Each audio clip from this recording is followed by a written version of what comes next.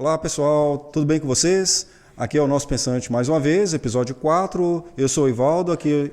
Eu sou o Hudson e você não está no Alterosa Esporte. Para quem está nos assistindo... muito bem, verdade. Quem é de Minas conhece, aqui nós estamos com... Eu, na verdade, bem vestido. O Ivaldo... Você já vai começar com essa polêmica? É isso? O Ivaldo veio com essa camisa aí. Vestido de forma galo, né? A gala, né? Então, ou seja, eu estou muito bem vestido. Não, esse é o manto dos 100 anos do Cruzeiro, sofrido nos últimos anos. Já aí. Um pouco, né? Não vou poupar você agora. Não vou falar isso. Não entraremos não é essa a questão aqui, né? Agora, o nosso episódio número 4 é sobre... Cara, eu deixei uma chave ali, pega essa chave, por favor, Ivaldo. Nós vamos tirar aqui. A chave do cenário. Vamos lá. Vamos ver se a gente consegue abrir as portas do futebol brasileiro. Exatamente. O tema do nosso episódio, o título do nosso episódio é a falência do futebol brasileiro. Mas em que aspecto, Ivaldo? Muito bem. São vários aspectos, não é, pessoal? Porque primeiro eu posso colocar a falência esportiva, não é?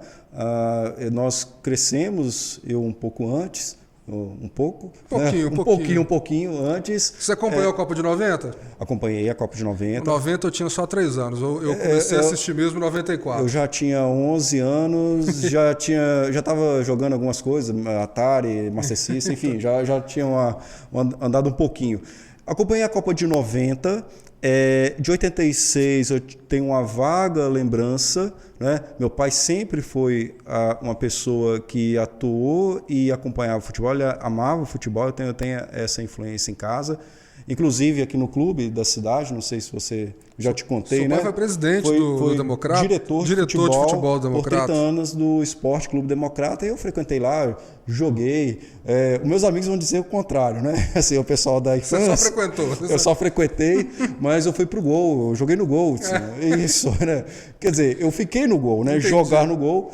Mas enfim, você me perguntou então qual é o espectro, né, de falência em relação ao futebol brasileiro, né? Vamos fazer esse recorte. O primeiro é o esportivo. O esportivo é a marca maior que nos move, né, enquanto um apaixonado por futebol, é ver uma boa jogada, uma plasticidade. E qual que é a tal da teoria 1982? Teoria 1982. Vamos lá. A teoria 1982 é o seguinte, que na minha reflexão, Hudson, e o pessoal aqui do Nosso Pensante convida a pensar sobre isso também, é o seguinte, 82 ela é conhecida por uma das seleções mais fantásticas, extraordinárias e de um futebol lindo de se ver jogar. E no Brasil, nós temos a cultura de quem perdeu cai no esquecimento. E 82 não foi isso. Ao contrário. Não é?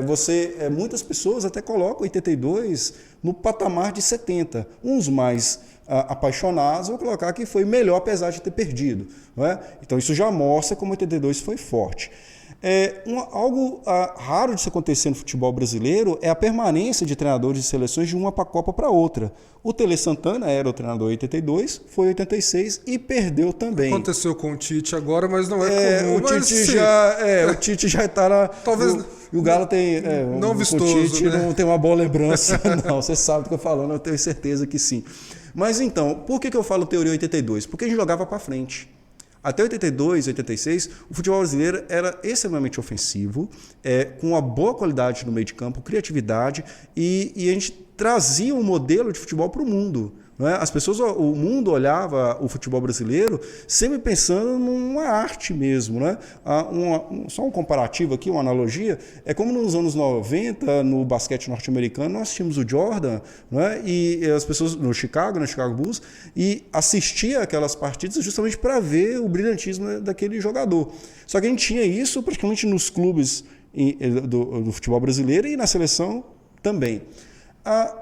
As derrotas nessas duas Copas, elas são traumáticas para o Brasil. Mesmo 86, sim. Apesar de não o senso comum, né, reconhecer que 82 foi maior, foi maior, foi mais esplendorosa, mas 86 né? também levanta o saudosismo aí dos aficionados por Sim, mais uma chance, né? Porque Exatamente. a gente perde para a França, né?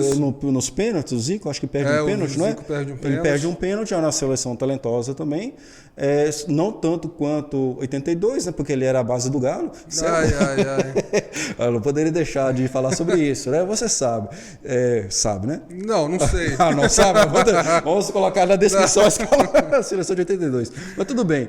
Quero dizer o seguinte, essas seleções foram extremamente talentosas, mas elas trouxeram derrotas traumáticas. E essa derrota traumática, que é a teoria 82, que eu falei para você, é que a partir de então se começou a ver no futebol brasileiro uma forma diferente de jogar. Eu quero saber do resultado. Eu não quero saber mais se eu estou jogando bonito, eu não quero saber mais de uma jogada plástica. Ela até vai existir por conta das individualidades, até no início dos anos 2000. Né? Porque se a gente pega 90 cai para a Argentina numa jornada em que o Maradona fez apenas uma boa jogada no jogo. Canidia, quando eu vi esse nome. E a assistência para o Canidia. E quando a gente pega 94, que é um ano em que o Brasil foi campeão, encerrando aquele jejum de 24 anos, Sim. A gente tem ali o Romário numa fase exuberante, uma seleção equilibrada, mas uma seleção que ela era criticada pelo próprio Romário durante a Copa, pela forma de jogar. Não é desmerecendo a forma com que jogou, ganhou, enfim, mas não era também a expressão do futebol brasileiro da década de 80 ou de décadas anteriores. O próprio principal jogador da seleção brasileira tecia críticas àquele modelo de jogo. Sim. E tinha um parceiro de ataque muito bom. O criador do time foi para o banco no início, que era o Raí. Sim. Então a gente jogou com 4 meio de campos que, vamos dizer, que não tinha aquela veia praticamente características defensivas, né? Mas foi uma equipe vencedora e quando você ganha, você acaba abafando qualquer comentário negativo. 94 marcado, foi campeão. E ainda mais encerrando um jejum de 24 anos, jejum esse que nós vamos igualar agora e, na minha opinião, vai durar mais tempo. A gente conversou sobre isso né, nos bastidores, vamos dizer assim, tecendo comentários. Olha, 2026 completa-se um período de 24 anos de jejum da seleção brasileira. É claro que a Holanda tem mais tempo. Né? Tipo nunca. Nunca, né? O Uruguai que foi campeão também, mas essa brincadeira, porque aqui no Brasil a gente é muito exigente né, com o futebol. A gente está falando por isso por conta do que ela já entregou, o futebol já entregou pra gente. Você falou de 82, 82 foi o ano em que o Roberto da Mata, antropólogo, que eu já tive a oportunidade de escutar de perto, reuniu alguns colaboradores e organizou o livro Universo do Futebol, onde ele vai falar que o futebol pertence à cultura brasileira, portanto tem que ter seu lugar assegurado. E por isso que a gente é exigente. O futebol, como em vários outros países, mas no Brasil, ele é a nossa veia, ele é o nosso sangue. Hoje um pouco menos, mas se você buscar uns anos atrás, todo mundo se interessava pelo futebol de alguma forma. Sim. Nem que fosse só na Copa do Mundo poder sentar e ver os jogos com a família. Mas o futebol, ele engaja a sociedade brasileira de uma forma muito forte. Mobiliza, né? Hoje continua engajando em nível de clube, de seleção. A gente vai chegar lá, eu vejo de uma forma bem diferente, há um distanciamento cada vez maior, mas a gente vai chegar nesse ponto. Mas em nível de clube, porque tem um sentimento de pertencimento, de identidade, basta ver a paixão que ainda se manifesta mesmo com essa gourmetização do futebol em nível de valores para você entrar no estádio, de consumir itens oficiais, enfim, tudo mais. E falou paixão e muitas vezes ciência, né? Porque você falou do Alterosa Esporte, apesar que é um programa que é mais lúdico, não é? Brinca um pouco, mas eu comentei, não sei se você lembra, há pouco tempo, eu comentei que as mesas redondas né, de comentários esportivos sobre o futebol parece análise científica. É um tatiquês. É um método cartesiano aquilo ali. Exatamente. A variação de linhas, ele não correspondeu ao que foi colocado no planejamento. Você que é isso? Eu acho interessante que você avance nessa discussão. Mas... Eu gosto porque acaba sendo algo racional e o meu cérebro está ali. Não, eu sei que aquilo não é bem científico, mas é legal de ser por conta de uma lógica que ele apresenta para mim. Eu até acho que houve muita evolução por parte de alguns treinadores nesse sentido. Mas na hora que você assiste... tem uma seleção natural. Mas na hora que você assiste um campeonato estadual, por exemplo, fica muito difícil você fazer essa análise tática. Realmente... A gente já está entrando agora no Campeonato Brasileiro e mesmo na Série A, em muitos jogos, é bastante complicado. Por isso que a gente já conversou sobre isso. Ainda que eu não confie nos times do Fernando Diniz, eu gosto de ver os times do Fernando Diniz jogar, porque num sarrafo mais baixo que o futebol brasileiro apresenta agora... É o paradigma, né? A referência nossa... Os times dele, pelo menos em nível de plasticidade, eles se destacam, porque se propõem a jogar futebol. Não tem nenhum título... Você sai da área, né? Não tem nenhum título expressivo, porque... O que mais expressivo que ele ganhou foi o Carioca agora, que é um campeonato que só vale para quem ganha. Ganhou do Flamengo, né? Exatamente. Mas ainda se propõe a jogar futebol e... Enfim, está tentando, pelo menos. Está tentando. Eu vou dar o benefício da dúvida. Fortaleza, muito mais modesto, joga bola. Mas aí entra outra questão. Você tem aí 2 técnicos que pensam taticamente de uma forma diferente, mas tecnicamente os jogadores brasileiros também, vamos dizer assim, são várias safras medianas. Demais. Não, eu estava falando sobre Tele Santana, né, que é a teoria de 82. E aí, a partir daquilo, com essas derrotas traumáticas, se pensa então futebol de resultado. Aí você cita a Copa de 90, que já começa a desenhar uma ideia de um futebol mais pragmático, não é? 94 foi muito isso.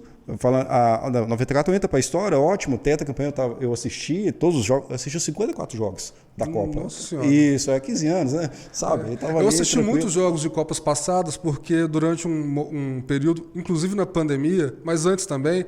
revisitando os jogos? A ESPN teve uma programação de transmitir esses jogos. Então, por exemplo, eu tive a oportunidade de assistir jogos da Copa de 70, da Copa de 82, 86, essas que eu não consegui acompanhar, 90 também não, mas de 94 para cá eu acompanhei. O seu marco foi 94, então? Meu marco é 94 porque eu tinha 7 anos. Sim. 90, eu tenho memórias muito precoces. 90 eu lembro do seguinte, eu lembro do amarelinho que apareceu no SBT, mas da imagem, não lembro de jogo nenhum. Sim, o símbolo, né, ali. Cara, e agora eu não vou lembrar se é exatamente em 1990, eu acho que teve um jogo festivo entre... Eu tinha 3 anos.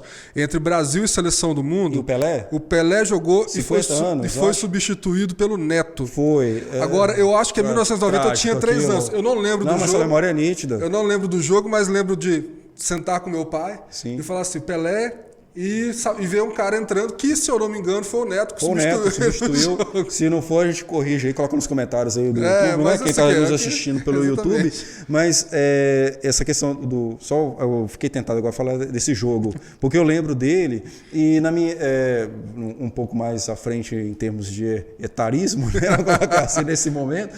Mas eu falei com meu pai, ainda inocente, dizendo assim, por que o Pelé não volta a jogar bola? E ali era 90, tinha uma galera que jogava bem. O Neto era um bom jogador. Sim, foi um bom jogador. Muito questionado o fato dele não ter ido para a Copa, né? Sim, e vários outros. Aí agora eu vou te defender um pouco. O Alex, que jogou no Palmeiras e no Cruzeiro, você deixar um jogador do porte do Alex de fora é algo que eu questiono até hoje. É um luxo. O Alex absurdo. É um dos melhores jogadores brasileiros a não ter jogado uma Copa e ele entregou bem em muitos jogos pela seleção. Mas, enfim, são dessas coisas. O Fábio do Cruzeiro, goleiro, que hoje está no Fluminense, é um goleiro talvez não ter jogado uma Copa, mas ter sido convocado com mais frequência. Isso, que o Muralha foi convocado. Eu todo respeito ao Muralha, mas o Muralha não para Copas, mas foi convocado para eliminatórias. Então. Mas você viu que foi diferente, né? Eu elogiei 2 jogadores e você vai colocar na descrição a base do Galo de 82. Eu vou te dar uma colher de chá, como é uma grande justiça com o Reinaldo, né? Nossa, o Reinaldo foi grande. O Reinaldo vai em 78? Acho que o Reinaldo não vai na próxima. No 78 não sei se ele foi, não. Agora eu vou ficar confuso, vou depois procurar isso. Mas ele não vai muito também nas Copas por conta, aí tem uma questão política. Né? Isso, ele era resistência, ele foi como os gols lá, o movimento Black Power, né? E o futebol aí, ele é um mecanismo de ideologia também, não vamos entrar aqui no mérito, mas só a gente lembrar de como foi vendida a imagem da seleção na Copa de 70 para poder esconder todas as atrocidades que o governo militar naquela época cometia. Sim. Mas não é o foco. Não é o caso hoje. aqui, não. Mas só voltando um pouco ainda nessa teoria minha do 82, então tem a frustração das 2 Copas, né, 82 e 86, um futebol que era bonito de se jogar e vencedor, e quando se vê isso, assim, não, agora vamos para um pragmatismo. E esse pragmatismo perdura até hoje, na minha concepção. Pulando aí mais uma Copa, a gente tem 98, uma derrota na final, e a gente esquece que o Ronaldo o dono desse time aqui. Né? Não vou entrar nesse mundo mérito dá também, voltas, não. Não é? Tinha só Gira com uma bola que é redonda, certo? Exatamente. Tinha só 22 anos, um monstro. Sim. E tem aquele episódio na final e a gente revela o Zidane para o mundo. E quando a gente... Sensacional. Essa foi boa, para o Zidane para o mundo. E quando a gente... Excepcional, o Zidane é um dos maiores ídolos que eu tenho no futebol. Perfeito, mas até ali, para o brasileiro, ele era... Ninguém. Né? A gente até não tinha tanto acesso ao futebol estrangeiro. Eu estava convicto que a gente ia ganhar aquela Copa. Tomamos mas também, 3. Também não era um futebol super vistoso, uma derrota na fase de grupos e tudo mais. 2002, nós somos campeões, mas a gente tem 2 jogadores e um nível de excelência tão grande que não tinha como você parar. O Ronaldo, com toda a história de superação, fez uma Copa excepcional. O Rivaldo, que fez os melhores jogos dele pela seleção exatamente na Copa de 2002. O Ronaldinho Gaúcho, que ainda não era tudo aquilo, mas fazia a composição daquele meio de campo. Mas você pode pensar... Fez um gol contra a Inglaterra. E aquele gol... Não, ele fez uma partidaça. Ele fez um gol, ele deu assistência, ele foi expulso. Ele fez tudo ali naquele jogo contra a Inglaterra. Foi expulso. Ele foi expulso. Eu não lembro. Ele não joga a semi. Era de madrugada, eu tinha chegado do trabalho. Ele foi expulso, ele deu uma solada. E agora, você vai pensar que é uma seleção que teve como titular Kleberson, que tomou o lugar do Juninho Paulista, que teve como titular Anderson Polga.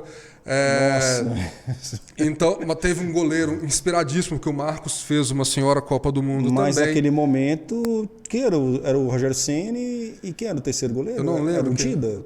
Acho que o Rogério foi o terceiro, se eu não me engano, foi o Dida. O segundo, agora eu não vou lembrar. Assim, o Marcos fez uma Copa espetacular, mas... Ele não era o melhor dos 3. Com outro técnico, ele não seria o goleiro titular, mas fez uma Copa fenomenal, então não dá para discutir. Deméritos. Lembrando que a gente abre mão em 2 Copas do Mundo do Romário. Como 2002, como 2002 você vence também, carimbo ali, isso aí, né? E esquece, mas foi um erro. Talvez fosse mais fácil ainda com ele. 98, isso ficou muito claro, né? Que se o Romário tiver... Se é ruim de dizer, né?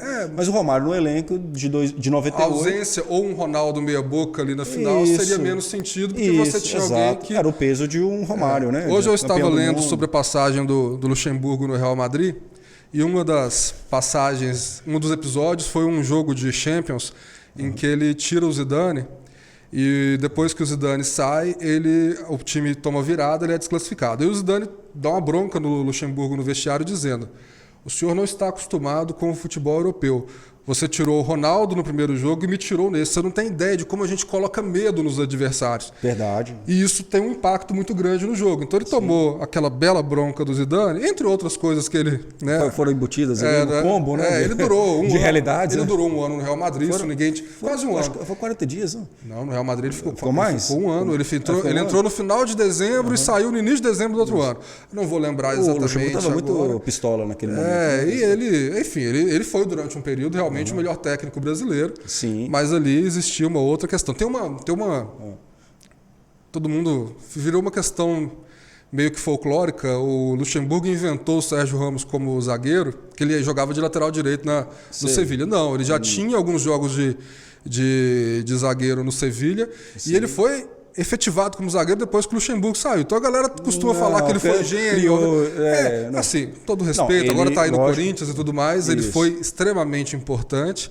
Mas o Real Madrid os times do Luxemburgo nos anos 90, o Palmeiras do Luxemburgo era uma máquina de... O próprio Corinthians, campeão brasileiro, tinha um elenco... Era isso, o primeiro de 98, né? Tinha um elenco muito acima, mas muito bem treinado. Todo jogador da década de 90 que fala do Luxemburgo fala que em nível de tática ele era muito bom. Sim. O tempo passa e o pragmatismo não existia ali. Inclusive ele chega quando ele vai para a seleção brasileira, que ele teve essa passagem também lá, eu já enxergava que havia essa ideia de um pragmatismo na seleção e no futebol brasileiro, já começava a dar sinais que, né, vamos trabalhar o resultado, né, que se coroa com a era Tite, tanto na seleção como nesse Corinthians também, que foi vencedor nos anos 2000, não é isso? Mas extremamente... Não, extremamente eficiente. Mas veja bem, a gente está colocando a ideia de que substituímos uma visão de futebol, que era um futebol ofensivo, não é? de habilidades, de técnica, de plasticidade, para um futebol de resultado pelo menos essa tese que eu vou tentar sustentar em algum lugar, em alguma academia científica, já que o futebol, né, pode ser encarado assim, por conta do trauma 82, 86, especialmente 82. A gente estava falando de Copas, e aí vai para 2006, que é uma grande frustração. Porque no 2006, papel, sim. aquela seleção era espetacular. Eu não vou ousar comparar com 82 ou com 70, mas se você olhar para aquela seleção, se você quiser... E você pensa no Ronaldo, tudo bem, já um pouco fora de forma, mas um Adriano... Mas o seu auge, podemos dizer assim. Zé Roberto, Juninho Pernambucano, ainda com Roberto Carlos. Kaká estava no grupo, né? Kaká estava começando ali. Na verdade, ele já era titular. Né? Ele foi levado para ganhar experiência em 2002, mas... Isso. É verdade, Ronaldinho 2002 Gaúcho, o Robinho jogando bem naquela época. Adriano. Então aquela seleção, do papel, ela era uma coisa fora do normal. E teve um jogo contra a França em que o Zidane não fez o gol, mas o Zidane destruiu a seleção. É o cara mais elegante que eu já vi jogar futebol. E ele destrói a Copa depois para a França, né? E depois ele tem aquele episódio com o Materazzi, onde ele dá aquela cabeçada. Ele cobra antes um pênalti com cavadinha. Sim. E depois dá uma cabeçada no Materazzi e é expulso. E a Itália é campeã com um futebol também muito pragmático. Sim. Agora, como eu era muito fã do Totti... Eu lembro que você sempre comentava disso. eu ficava, quando o Brasil já não estava mais, eu comecei a torcer pela Itália. Era o seu segundo time? Da Itália. É mesmo? Você sempre, assim, fora o Brasil, você torcia para a Itália? Cara, eu não necessariamente, mas naquela Copa, sim. Naquela Copa...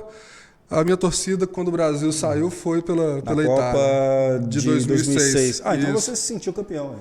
Você foi bicampeão, hein? Mas mais ou menos. 2002, 2006. Você foi olhar assim? Exatamente. Nosso último, então você está há menos tempo sem gato do que eu. Não vem anos. Falar do Galo, não.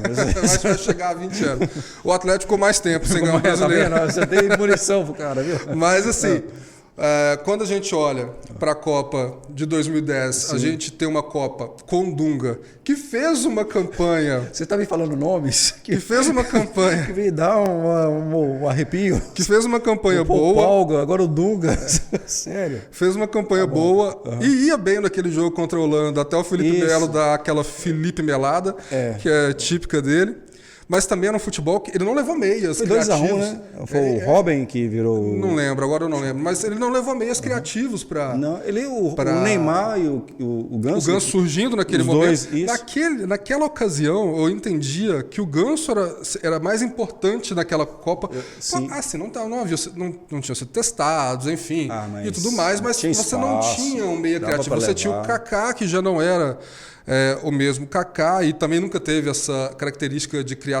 Ele era um velocista, um jogador que foi o melhor do mundo por muito esforço. Sim. E numa temporada que realmente ele mereceu. E aí a gente pula para 2014, Filipão de novo. Pula. E aí a gente tem o... Pode pular, 2014. O fatídico alegria das pernas daquele jogador do seu time. Mas veja bem, ele era alegria nas pernas porque tinha um cara lá que jogava no clube Atlético Mineiro, Galo, inevitável, que chama-se Ronaldinho Gaúcho. O Ronaldinho Gaúcho, eu digo o seguinte... Revelou o Atlético Mineiro, inclusive. Revelou o Atlético Mineiro. Tá bom, tudo bem, beleza. Vamos falar de Ronaldos? Não, mas... Eu proponho aqui nosso pensante, aqui, trazendo o Ronaldo para a mesa. Não é? Tudo bem. O Ronaldinho Gaúcho, concordo, ele para mim, ele encerra precocemente a carreira, quando vai para o Milan. Né? Isso. Ele tem 2 anos... que eu não vejo ninguém no nível dele. Os 2 anos dele de melhor do mundo. E ele abre mão. Ele abre mão de ser... Ele abre mão. O Ronaldo Gaúcho foi um jogador que ele era extraordinário, porque quando eu falo essa brincadeira que ele encerrou a carreira antecipadamente no Milan, mas jogou muito. Agora, eu acho que no Flamengo ele deixa a desejar. E vejo que no Atlético acontece uma improvável sinergia, muito porque a torcida do Atlético abraçou quando ele passou por problemas familiares. Sim. E ele entrega no Atlético um Ronaldinho que a gente, pelo menos naquela temporada da Libertadores, um Ronaldinho que a gente não esperava mais ver. O Calil, vou usar um termo que vai parecer esquisito, mas eu vou me fazer entender, você com certeza vai entender. Ele foi maquiavélico ali. Por que ele foi maquiavélico? Naquela ideia de virtude e fortuna, sabe? De Maquiavel, ele aproveitou o momento, né, que o Ronaldinho sai mordido do Flamengo, porque o fizeram com ele não foi justo, vamos colocar assim. Era o Ronaldinho Gaúcho, não era qualquer jogador. E claro que o Calil, ele é alimentado ali, olha, temos um jogador, eu não sei se foi alguém da direção, não sei se foi o Maluf, Eduardo Maluf, ou alguém chegou e disse, nós temos o 10. Ou se for o Cuca, que era o treinador, temos o 10. Quem? É o Ronaldinho Gaúcho. Ele pega o avião e vai conversar com ele e contrata. Dia seguinte ele fala assim, não, que dia que eu começo? Não, você começa hoje. Ele até brinca na ESPN na entrevista, fala, não, quando eu compro alguma coisa eu já quero desembrulhar o presente. Então ele chega e já começa a treinar. Não deu certo com o Anelka. O Anelka. Eu tô lembrando de várias coisas. Você hoje escolheu nomes para me cansar até isso. Paulo Duque e Anelka, né? Até uma... o Anelka... Não deu. Mas o Calil foi menino. O Ronaldinho deu muito certo. Ele entrega no Ele fez o Alegria nas Pernas. Mas por que quando você falou do Alegria das Pernas, o Filipão que viu isso, eu não via Alegria nas Pernas, eu via alguém correndo. Sim. Né? Com assistências do Ronaldinho Gaúcho. Ele não era um jogador de se jogar fora, não é isso. Não. Agora, quando você analisa aquela escalação da semifinal contra a Alemanha, você tem que separar o coração que queria torcer para a seleção brasileira e pensar numa Alemanha que vinha se fortalecendo desde uma Copa do seu país, onde não tinha tido sucesso, mas foi fazendo uma geração cada vez mais cascuda e que vai ganhar a Copa aqui no Brasil. Se preparando, né? Eu não esperava um 7-1, claro que não, mas eu não tinha muitas esperanças de vitória. Mas sabe, agora, aquele 7-1... antes do 7-1, só voltar, porque é o Galo, não tem jeito. O Ronaldinho Gaúcho, eu acho que ele... eu penso que naquela Copa de 2014 ele tinha espaço na seleção. Entende? Quando você fala assim, levou o Bernard, o que o Filipão fala, alegria nas pernas, filho, entende? Ele foi alegria nas pernas num time que tinha um cara que era genial. Entende? Então, naquele momento a gente não tinha um jogador assim na seleção. E no Brasil é uma temática interessante, não sei se você pensa assim também, que o jogador, eles colocam um prazo de validade, independente se o cara joga ou não. É claro que há ressalvas enormes sobre o profissionalismo do Ronaldinho Gaúcho. Sim. Mas ele ainda conseguia jogar bem.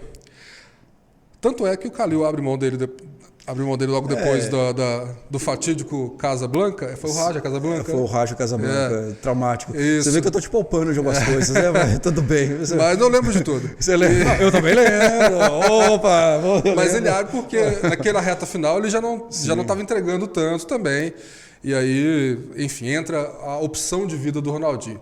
O fato é que mesmo ele tendo opções extremamente desastrosas e algumas bem controversas, a gente continua nutrindo uma simpatia pelo tanto que ele jogava. Sim. Você fala a questão extra-campo, né? Entra uma série de coisas, talvez até tão negativas quanto as que o Neymar faz, porém ele ainda consegue preservar essa aura de o jogador malandro, o jogador bacana, né? Até as entrevistas dele são sem gosto nenhum, porque ele não fala nada com nada.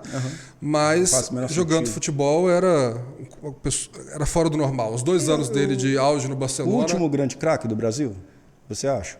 É uma pergunta. Comparado, considerando que veio depois, porque é óbvio que o Neymar é um craque, mas eu acho que não se compara em qualidade.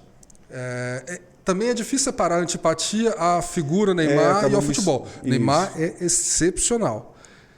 Agora... Eu vejo como jogador de futebol, como potencial, não hoje mais, porque eu acho que já entrou numa decadência. O menino Ney é excepcional. Mas o menino Ney já passou, já não é menino. Não, é um garoto, ele tem uns 30 e poucos anos já. 32, se não me engano. Isso. Eu não lembro agora. É um menino. Mas eu vejo nas gerações passadas jogadores bem acima, muito mais importantes em nível de seleção, alguns sem ganhar a Copa do Mundo. Claro. Não vou nem falar do Zico. O Kaká não ganhou, não estou falando comparando, não. O Kaká ganhou em 2002, mas entrou. Ganhou em 2002, verdade. Era um reserva, era um menino que entrou, mas... Quer dizer que foi o último que ganhou o melhor do mundo, do prêmio da FIFA, foi o Kaká. Agora eu não lembro agora foi o ano do Kaká. O Kaká ganhou melhor do mundo. Mas acho que foi depois do Ronaldinho, se não me engano. Mas assim... Lembra aí das capas do FIFA? Aí você vai saber. Se eu tô FIFA 2009, 2010. Até essa época eu jogava Pro Evolution Soccer. Então depois então por isso que... Depois que eu migrei pro FIFA. Naquela época o Pro Evolution era melhor. Mas o que acontece? Quando a gente olha para essas seleções, e aí vem as 2 Copas com o Tite, eu tenho a sensação do seguinte... Tá vendo você com nomes que me deixam triste? Até rimou, tá vendo? Eu tenho essa... Fica Tite, não, como diria aquele meme. Olha aí, agora foi você. Vou contra, hein? Mas eu fico com aquela sensação do seguinte. Sim. Você tem uma entidade, que é a CBF, que teve seu recorde de faturamento agora em 2022, faturamento e também lucro, que já tem uma projeção de quebrar esse recorde em 2023, que ela foi tornando a seleção cada vez mais alheia ao indivíduo comum brasileiro. Sim. E o que acontece? Além disso, você tem, lógico, essa leva de jogadores que jogam no futebol europeu e, de fato, taticamente, você falou da questão de 82, hoje o modelo de futebol está lá. Uhum. É difícil para um jogador do futebol brasileiro se adaptar a esse modelo e não vejo que os técnicos aqui do Brasil, mesmo o Tite sendo um bom técnico, não conseguiu fazer isso quando pegava um adversário médio, não vou nem dizer adversários do mesmo nível técnico do Brasil, mas adversários com um empenho tático diferente, mais moderno. Sim. E lá eles realmente têm variações táticas. Sim. E aí o que acontece? A seleção acaba sendo vista de alguma forma como inimiga do clube. Porque tem isso, né? Nos últimos anos você vê os jogadores brasileiros sendo convocados, um clube como o Flamengo, que em 2019 teve aquele ano maravilhoso, muitos jogadores convocados nos anos seguintes. Sim. Os caras iam viajar, porque quase não jogavam, em Copa praticamente reservas de luxo também, e desfalcando os clubes aqui. Nas competições principais, e aí, fases os calendários decisivas. Aqui muitas vezes não param. Sim. E aí você tem aquele contraponto. Por mais que tecnicamente, taticamente, o futebol brasileiro esteja numa fase muito negativa, a paixão pelo clube permanece. E ela supera hoje em muito a paixão que se tem pela seleção. Então a seleção acaba sendo vista com maus olhos pelo próprio torcedor. Está me desfalcando de novo. Essa seleção movida por dinheiro, e CBF, não sei o quê. Eu não vou nem entrar no mérito da apropriação do símbolo seleção e camisa da seleção brasileira por questões políticas. Essa camisa do Pelé. Então está sendo resgatada. Talvez a gente ainda tem ressalvas, a CBF, claro, mas... Você está me desanimando. Sim. De novo.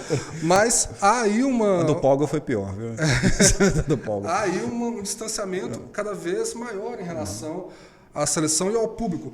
E outra coisa, se eu não me engano, de 70 até... o título de 94, sim, só uma seleção teve mais jogadores... Na verdade, eu vou tentar lembrar aqui. Eu acho que em 90 eram 16 jogadores estrangeiros e 6 do Brasil. Sim, entendi. Aqui inverte. Uhum. Antes era mais jogadores brasileiros. Isso. E em 94, se eu não me engano, é 11-11, certinho. A base praticamente do São Paulo e do Palmeiras. E depois aí já começa... E aí tem os estrangeiros, né? Vou colocar assim, entre aspas, estrangeiros. Começa a prevalecer depois os jogadores que jogam fora no futebol estrangeiro. Do país. Europeu. Mas eu vejo que até 2002, quando você tem um Edmundo jogando muito bem, o Romário, tinha muitos jogadores do futebol brasileiro que aí essa diferença tática ainda não era tão grande. Hoje... E não era assustador, né? Você não imaginava... Naquele momento você não questionava isso. O abismo tático hoje que me assusta. Isso. Tecnicamente não é das melhores safras, vamos dizer assim, já há algum tempo, mas é o abismo tático que é assustador. A distância, em termos de variação do que... Cara, assiste um jogo da Championship, que é a segunda divisão inglesa. Dá mais vontade de ver. E você vê ali... tem jogo muito feio, claro. Tem. Mas a maioria dos jogos são ótimos. O nível de competitividade é enorme. Tanto é que é um produto vendido para o mundo. Agora, se você para falar assim, Premier League, nem se fala. A Premier League, você pega o Nottingham Forest, é melhor.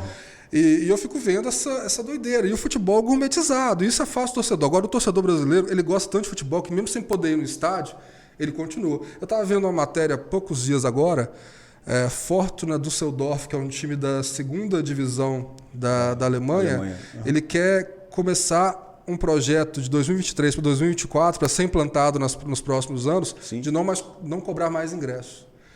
E aí o estádio dele tem capacidade, se não me engano, para 56 mil pessoas. A média é 29 mil, então tem como crescer. Foi um estádio que foi feito para a Copa do Mundo e a melhor média foi no ano de inauguração, depois a média caiu, 29 mil é uma média, claro, comparado ao futebol brasileiro, bem 15, 20 mil, bem bacana, média, né? Mas ele entende o seguinte, que aí entra o poder de compra e a realidade dos países.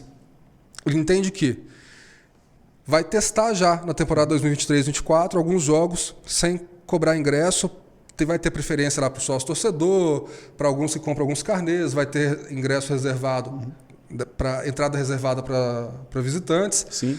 Mas ele entende que, tirando os ingressos e colocando mais venda de produtos oficiais durante os jogos, ele vai compensar. E aí o que acontece? Ele coloca 56 mil pessoas, aumenta a motivação do time e ganha mais resultado. Sim. Aquilo que ele não conseguir cobrir... Estádio vazio... Aquilo que ele não conseguir cobrir na venda de produtos oficiais, isso envolve bebidas, itens de consumo, de camisas a qualquer tipo de souvenir, ele vai aumentar a exposição dos patrocinadores. Então o patrocinador vai colocar sua marca em vários locais do estádio, sabendo que o estádio está sempre cheio. Um estádio sempre cheio atrai mais... Visualmente, audiência televisiva, e aí ele consegue. Pô, uma fórmula, sei lá se vai dar certo. Por muitos anos eu vi o Mineirão, alguns jogos de algum clube de Belo Horizonte, que não o Atlético. A foto foi tirada antes da torcida chegar. Você já sabe o que vai falar. A foto foi tirada antes da torcida chegar. Isso é polêmico, mas tudo bem. Mas expressa essa ideia que você está trazendo. O Atlético viveu um ano, talvez o melhor ano da sua história recentemente. Fala de 2021? Isso, a torcida em peso. A torcida teve uma participação gigante naqueles resultados do Atlético. Como a torcida abraçou o Cruzeiro ano passado para subir, no ano que realmente teve chance de subir. Sim. E assim, foi importantíssimo. Eu não preciso nem falar do tempo que a gente foi na Série B. Quanto tempo? Mas a gente caiu só uma vez. Então, assim, é porque demorou para levantar, verdade. Ele não levantou, não. Ele vai brigar para não cair de novo. Vai brigar para não cair. Mas, claro que... um cidadão alemão vai ter condição de consumir os produtos oficiais. A realidade econômica Se você, é diferente. Aqui no Brasil é gourmetizado, o indivíduo comum já não consegue mais no estádio. Uma camisa consumir uma camisa, R$300. São 400. 400 dependendo do clube. Você vai comprar... A do Galo tá 400. Exatamente, tem valor. E aí você pega uma squeeze oficial, a coisa toda. É muito, muito caro. Então o futebol vai gourmetizando. Sim. E a gente se propôs a falar muito da questão técnica e tática, acabamos entrando no elemento cultural. Mas eu acho que fica até mais interessante. Sim.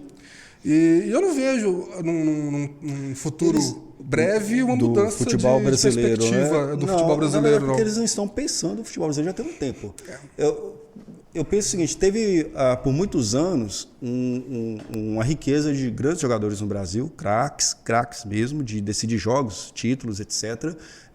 Exportamos modelo de jogo, 82, 86, isso o Guardiola, que hoje está no City, ele fala que o modelo de jogo dele ele tem muito por referência aquela seleção de 82, que se você analisar como joga os times do Guardiola, tem semelhanças. Voltando um pouquinho mais no tempo, o Barcelona, né? Aquele Barcelona do... Com a ressalva de toda a evolução física que o jogo teve, né? Isso, mas né? A gente está falando... A proposta de jogar futebol. Isso, a proposta de jogar. Não é que tem a mesma velocidade, não é o mesmo porte físico, não é isso. Mas vamos colocar assim, o princípio, né? Do qual ele norteia e dirige os seus times, tem uma inspiração ali. Que isso parece que inverteu no Brasil, porque naquele momento no futebol europeu, falo nos anos 80, era um futebol mais pragmático. Eu vou te fazer uma pergunta e vai fazer você pensar por alguns segundos. Qual o melhor meia do futebol brasileiro hoje, jogando aqui ou fora? Do Brasil, melhor meia? Jogando aqui ou fora? E brasileiro ou não? Você está dizendo? Brasileiro. Brasileiro jogando aqui ou no futebol do exterior? Olha, o último meia que eu considero que jogou é o Ganso. Isso lá atrás. Hoje. Quem está jogando? O Ganso tinha muito potencial. O Neymar não é meia. Ele vai acabar se meia, você fala adaptando. um 10, é isso? Como se fosse um 10. Como se fosse um 10? Quem é o De Bruyne brasileiro? Parei com isso. Mas assim, claro, com a distância. Certo. Quem é o melhor 9 do Brasil? O Pedro? Não. Eu não acho. Hoje, mas vamos considerar que ele hoje é um dos melhores atacantes do Brasil. Hoje, tá bom, vamos lá. Tudo bem que hoje o futebol já não usa tanto mais aquele centroavante, mas ele é um centroavante. Isso. Mas vamos colocar o Pedro. Ele é muito bom. Ele é muito bom. Eu acho ele um jogador muito bom. Bom jogador, sim. Mas, cara, não se compara a jogadores que nós tivemos no passado recente que sequer eram convocados. Porque se fosse perguntar a outras gerações, igual a gente falou do Alex, a gente falou do Fábio, no caso, no gol. Nós tivemos safras de zagueiros ótimos aí nos últimos tempos. Não, sim. E o Neymar, acima da média, claro, mas é um jogador que na hora da decisão... Qual é o seu camisa 10? Eu fiquei curioso agora. O que você falou, o Pedro... Não, só o Pedro como 9, exemplo. né? O Pedro como não, 9. Sim, o Pedro 9. Mas agora, que você migrou para o 9. O 10... Eu também não sei se eu consigo pensar assim. O 10 está vazio, tá não? Exatamente, até porque o futebol está cada vez mais voltado para os pontas e tudo mais. Mas aí eu volto a uma situação que eu sempre uso de exemplo, usei até na coluna que eu escrevi sobre a seleção brasileira recentemente. Sim. Eu olho, tudo bem que já são jogadores aposentados, mas eu olho para a Itália e para a Alemanha e vejo um Andrea Pirlo convencido, ou não, sempre treinou, sei lá, de segundo volante. Às vezes ele era primeiro volante quando recebia a bola para sair jogando, segundo na recomposição. Isso. Um cara de uma classe fora do normal, Sim. que se fosse no Brasil a gente ia pressionar para que ele fosse o 10 do time, jogar mais à frente e para ser melhor vendido e para não sei o quê, como hoje se força muitos meninos aí para a ponta, porque é o que está sendo valorizado no futebol internacional. Eu olho para a Alemanha e vejo um meio atacante que foi o Schweinsteiger, o cara falando, olha, você tem muita qualidade, vamos jogar um pouquinho mais atrás, como segundo volante. O jogo do jogador ali, né? O cara aceitar, não ter interferência e virar um dos melhores do mundo na posição, ser campeão do mundo, ter tido uma carreira até a ida para o Manchester United, assim, no Bayern de Munique, extremamente consolidada. Sim. E hoje a gente olha, não tem essa formação, esse olhar. O treinador quer mudar o cara de posição, o agente interfere, o clube interfere, porque se você coloca ele numa posição, eu posso perder valor de venda. Então entra uma série de coisas que é muito O Tite com o Daniel Alves agora? Isso aí é uma aberração tão grande. Mas é uma aberração. Acho que coroa esse período. É uma aberração falência, tão né, grande o Daniel Alves ter ido para a Copa, porque o Tite deu aquela entrevista horrorosa falando que ele transcendia o futebol. E não deu mais nenhuma declaração depois que ele foi preso, porque ele está sendo acusado lá na Espanha. Né? Ele transcendeu, o Tite não transcendeu, né? Então continua. Não transcendeu mais. Mas em termos de futebol, foi uma aberração enorme. Eu vejo, inclusive, que quem precisou de um lateral direito durante a Copa. Exatamente. E ele estava lá e foi improvisado um jogador e ele ficou no banco. Os laterais machucaram. O Alexandre não estava bem, depois o Alex Telles também não. Sim. E assim... Os deuses do futebol viram aquilo, meu amigo, aqui, não dá. Você levou esse, agora eu quero ver se vai usá-lo. Tanto de jogador na mesma posição, jogadores bons, mas que faziam a mesma função. Então, a forma de se pensar futebol... Ainda que eu tenha a convicção de que entre os treinadores brasileiros não havia naquele momento um melhor que o Tite, mas isso mostra que o nosso sarrafo está muito baixo. O nosso sarrafo está baixo, muito baixo. Mas a forma de pensar futebol é muito pobre. Ele tem a expectativa agora de assumir um time europeu, mas eu não sei se vai dar certo. Tinha algo na raiz, né? Também, por exemplo, no caso do Tite. É porque o sarrafo está tão baixo, igual você colocou. Se você analisar, tudo bem, não estou questionando os títulos do Tite. Mérito dele, teve eficiência, etc. Mas quando você olha para a seleção, você tem liberdade para você colocar lá o que você deseja ser para o teu futebol. E assim, não é? E você leva um modelo que era um modelo que não fazia o menor sentido. Ele entra antes da Copa de 2018 como uma unanimidade raras vezes vista no Brasil. Porque não tinha o nosso pensante naquela hora. Não tinha. Não, mas eu confesso que eu também me iludi com o potencial. E ele faz uma... Ele fala bem, né? Eu odeio ouvi-lo falando. Mas muitas pessoas gostam do que ele fala. Mas ele teve um retrospecto muito positivo até a Copa. E entra também a CBF, esses amistosos toscos que o Brasil faz, essa preparação. Você joga contra Peru, Venezuela nas eliminatórias e com tanto de Copa América. Salvador, né? E quando você tem a oportunidade de fazer amistosos fortes, você vende esses amistosos, entra a questão financeira para vender para países distantes contra seleções fracas. Mas as seleções europeias têm um calendário apertado também, porque tem Liga das Nações, tem eliminatórias para a Copa mas questão de ajuste, né? A CBF tá ali para isso. Tem Eurocopa, eliminatórias da Copa do Mundo, mas tem sempre uma seleção europeia B que não se classificou para algumas dessas, na data FIFA está livre, que poderia ali fazer um jogo com arrecadação menor, mas um jogo que, em termos de ganho técnico e tático, seria muito mais vantajoso. Mas não é a opção também da nossa confederação. Então, talvez tudo por de isso, patrocínios também, de visibilidade. tudo isso enfim, entra no bolo. Né? Mercatorial. O futebol é um mercado. Lembra quando o Afonso Alves foi convocado pelo Dunga e logo depois surgiu contratado você fez uma lista de nomes.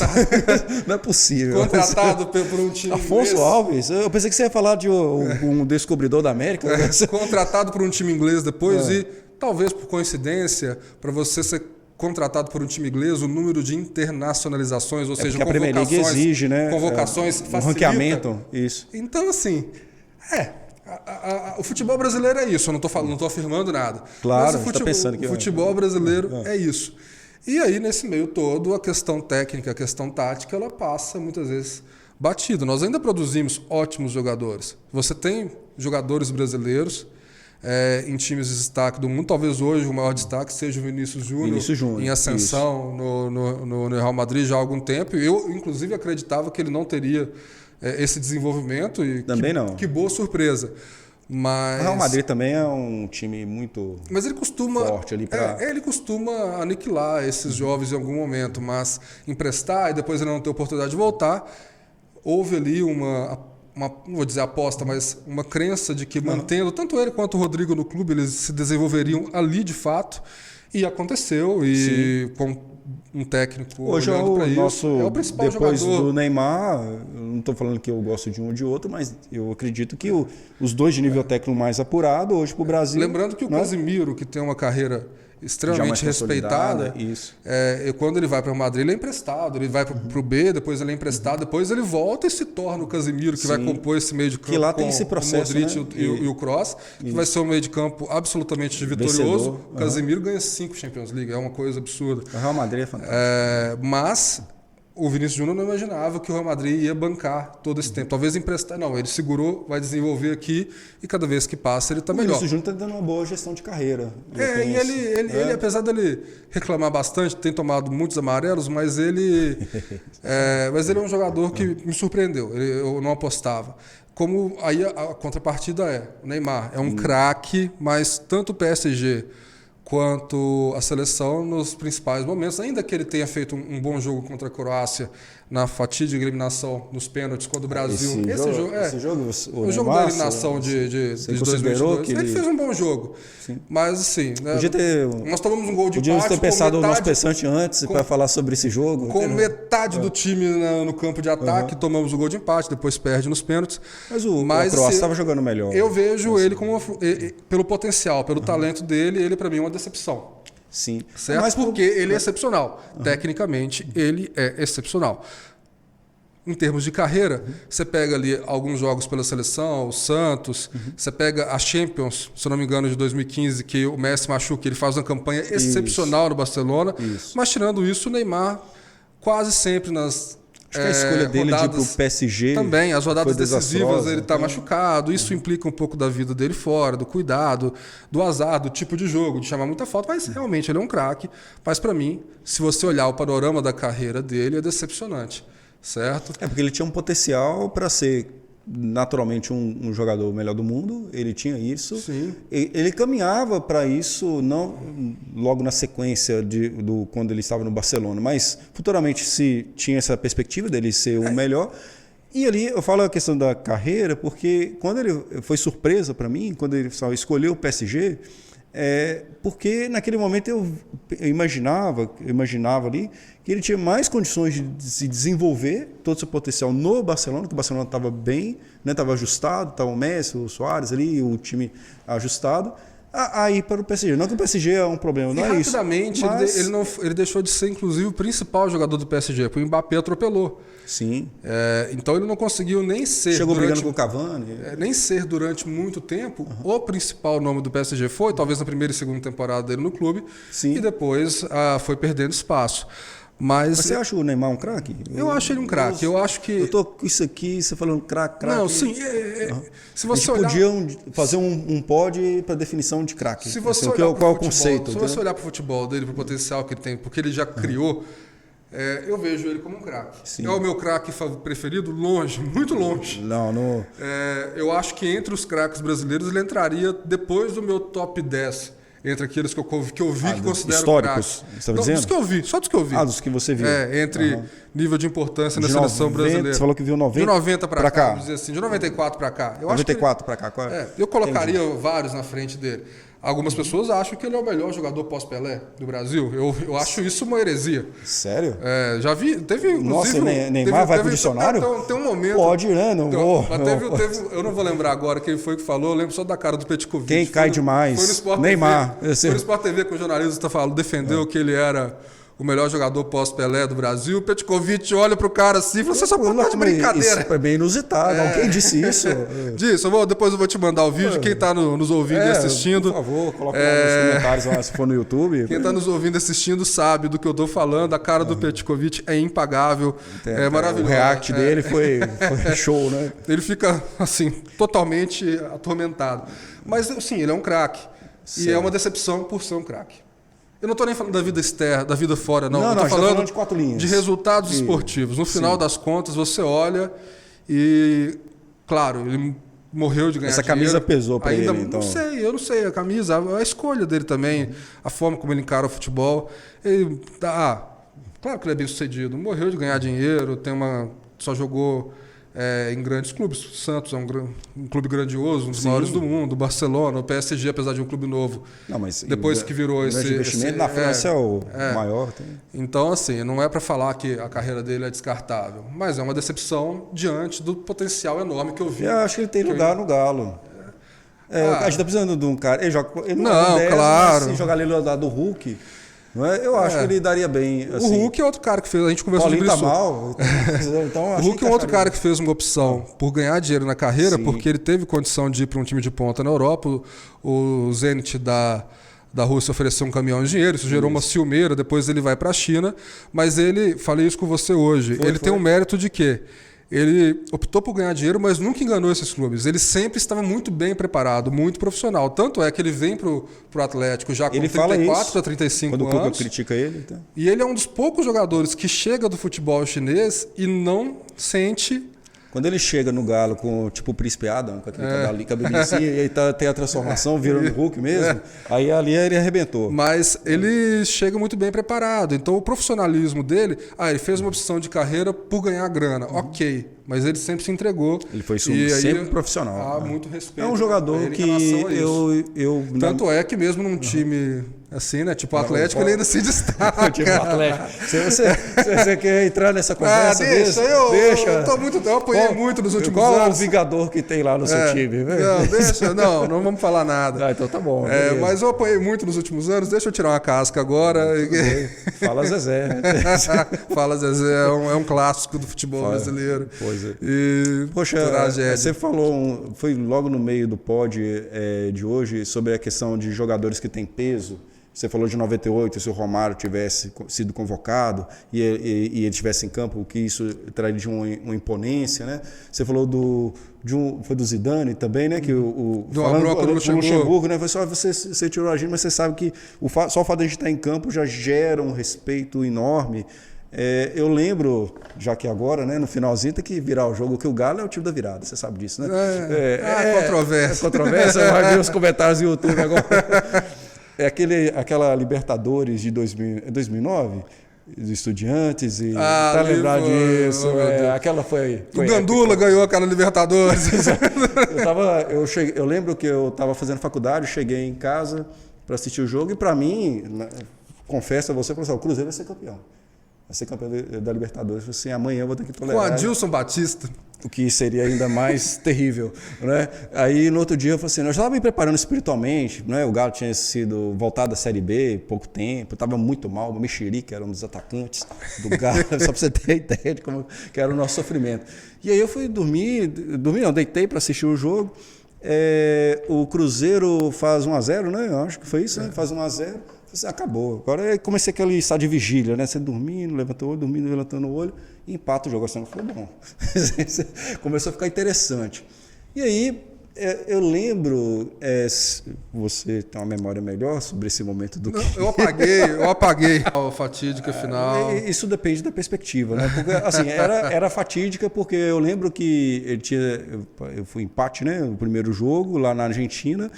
e voltou já com o sentimento de que seria campeão. Enfim, aí fez 1-0 o Cruzeiro, né? Aí eu falei assim, vou dormir, né? Assim, mas fiquei insistindo, alguma coisa estava me dizendo para eu continuar assistindo aquele jogo. A tragédia estava ali, quase anunciada. Porque no outro dia eu imaginava Cruzeiro campeão com Adilson Batista. Exatamente, com Adilson Batista. E você estava falando de jogador pesado, né? Que bota medo. Sim. Verón. O Verón, isso, porque você brincar com o Verón em campo, né? Foi isso. O Cruzeiro ficou meio que naquele jogo achando, agora tá comigo, tá certo, tá sob controle, a gente vai conseguir levar a taça para casa, né? E o Cruzeiro deu muito mole, foi um vacilo gigante, sabe? Cara, aquele tipo, a gente falou do sarrafo baixo. Mas eu gelei assim quando teve o Tijuana com o Galo. Eu imaginei que no outro dia. E ali eu já te conhecia, então...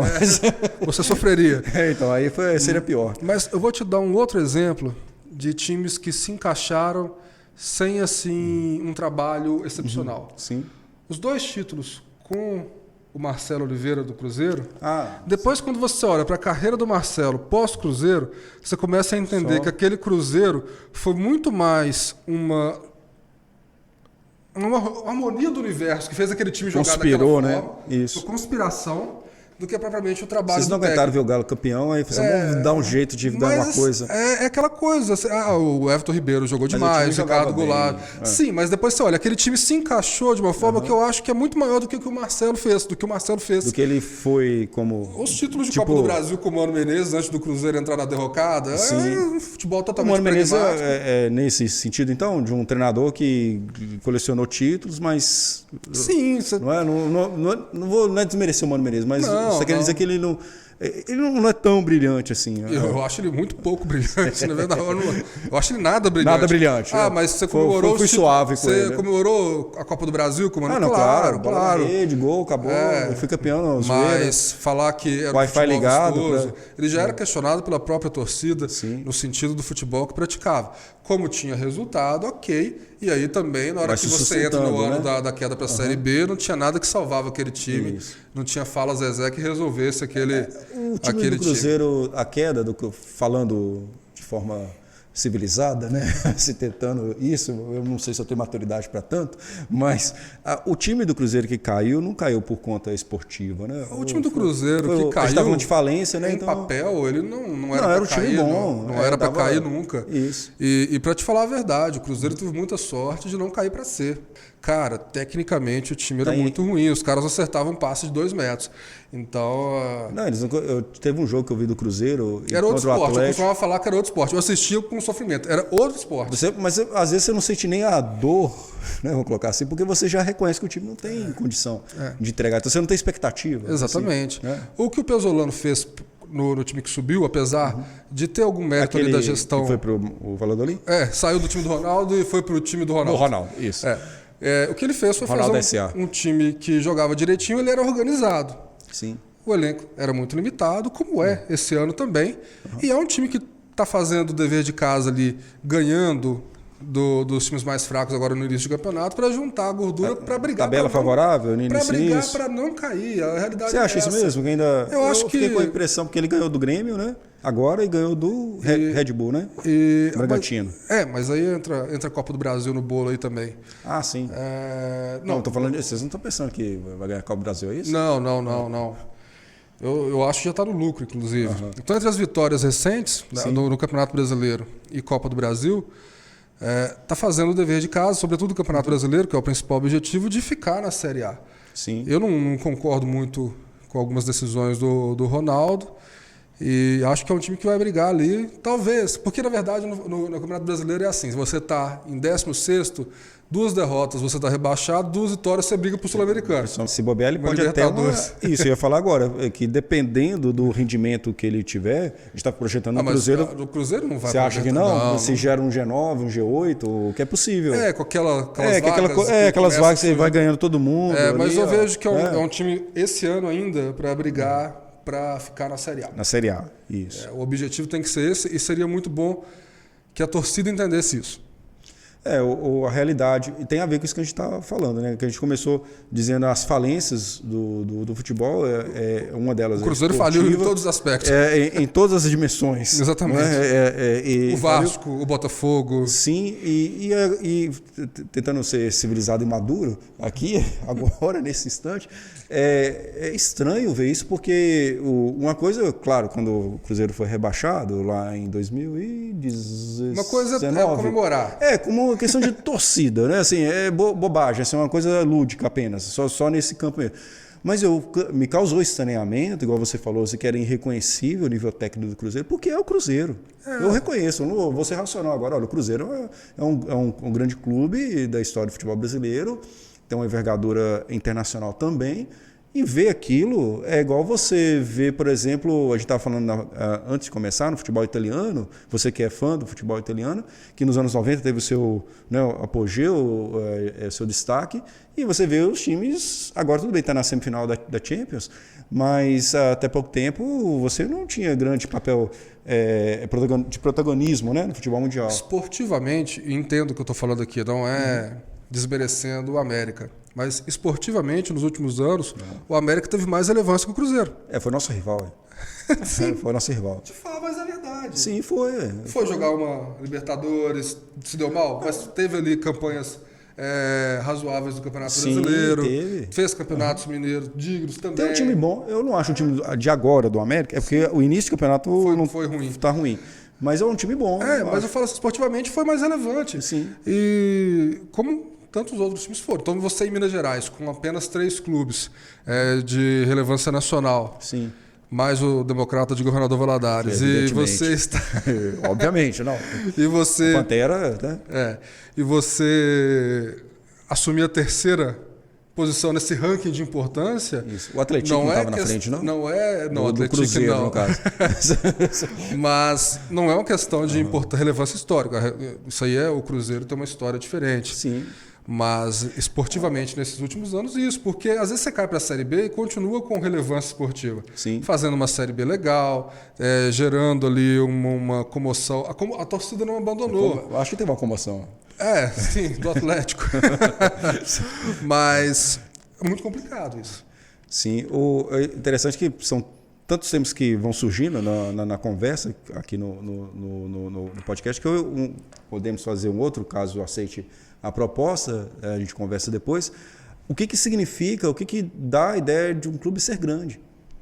Entendeu? Porque no Brasil tem muito dessa assim, o time que tem mais títulos. Será que esse é um único fator? Há quanto tempo, né?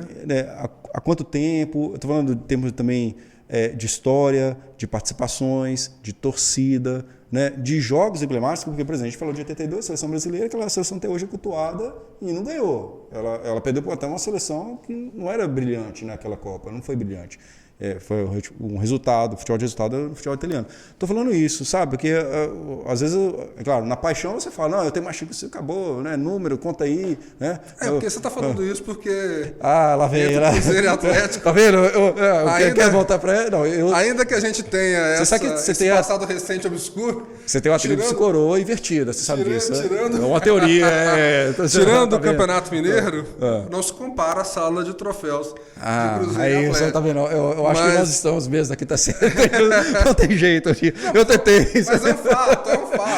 Mas não é. Não. É um fato. Agora eu disse durante o episódio, o Atlético teve o melhor ano. Eu nunca perdi uma Copa do Brasil para você. Você sabe disso. Atlético, sei, eu estou invicto. O Atlético teve o melhor ano da sua história recentemente. 2021, sim. Isso que ganhou, foi tríplice coroa. Só que eu questiono isso, mas tudo bem, tríplice coroa. Com o campeonato estadual. Isso, que para mim teria... O Cruzeiro também foi, aquele Cruzeiro. Mas assim, para nós, aquilo é o paradigma. A gente falou do Luxemburgo lá no início, esquecemos do Cruzeiro, do primeiro campeonato de pontos corridos, que é talvez do Luxemburgo, que é assim... Eu ainda acho. Era uma máquina. Eu ainda acho que é o melhor time, sem clubismo. Mas depois dessa, eu não sei se você acho que está meio viciado. Eu acho que. Não, vamos dizer. Vou falar de uma outra forma. Não, mas vai lá. Foi o time mais dominante dos pontos corridos. Quer ver? Aí, tá vendo? Acho que eu vou voltar à minha civilidade. Aquele Cruzeiro, na minha opinião, de 2003, olha só, eu vou te ajudar, hein? Foi o último grande clube brasileiro a jogar futebol vistoso. com craques e que ganhou. Olha só, eu não estou dizendo que os outros que ganharam não tiveram seu mérito, tiveram. Só que eu estou falando que foi futebol de resultado, que foi muitos no Santos e Barra, igual aquele Flamengo de 2009 que ganhou o Campeonato Brasileiro. Ninguém queria ganhar. Vai lá, o Flamengo vai lá ganhar esse campeonato. Cara, aquilo foi jogando. Pega por aí. Hoje. Com essa eu ganho todos os meus créditos de visibilidade. Né? Sim. O Alex... E a tríplice coroa invertida, né? Não. Mas observa uma coisa. Se você pega o Palmeiras hoje, que é um dos clubes mais vitoriosos dos últimos anos aqui no Brasil, sim. E ainda que eu goste do Abel, do português... não, definitivamente você escolheu os nomes hoje. Não é um futebol vistoso. É um futebol absolutamente competitivo de um time que não tem como você questionar se ele é bem treinado ou não. É muito bem treinado. Ele é bem treinado. Mas talvez, até pela composição do elenco, uma opção de competitividade ao invés de um futebol que propõe mais o jogo e tudo mais. Agora... Se propõe a títulos. Venceu Libertadores, Campeonato Brasileiro. Inquestionável. E aí você acaba não questionando. Quando você pega o Flamengo de 2019 do Jorge Jesus, que jogava um belo de um futebol e fez um ano muito brilhante, acima da média, um ano brilhante, beleza. Mas a gente tem que lembrar que o Jorge Jesus, quando ele abandona, porque ele abandonou o Flamengo no ano seguinte, ainda no Carioca as atuações já não eram mais as mesmas. E aí o Flamengo vive essa coisa até hoje. Trocar técnico, né? E essa coisa de ser viúva. E coloca um brasileiro e ganha. E agora tem o Sampaoli, que apesar de toda a sua instabilidade, tem ali talvez a condição de fazer um time que joga devido ao elenco que tem.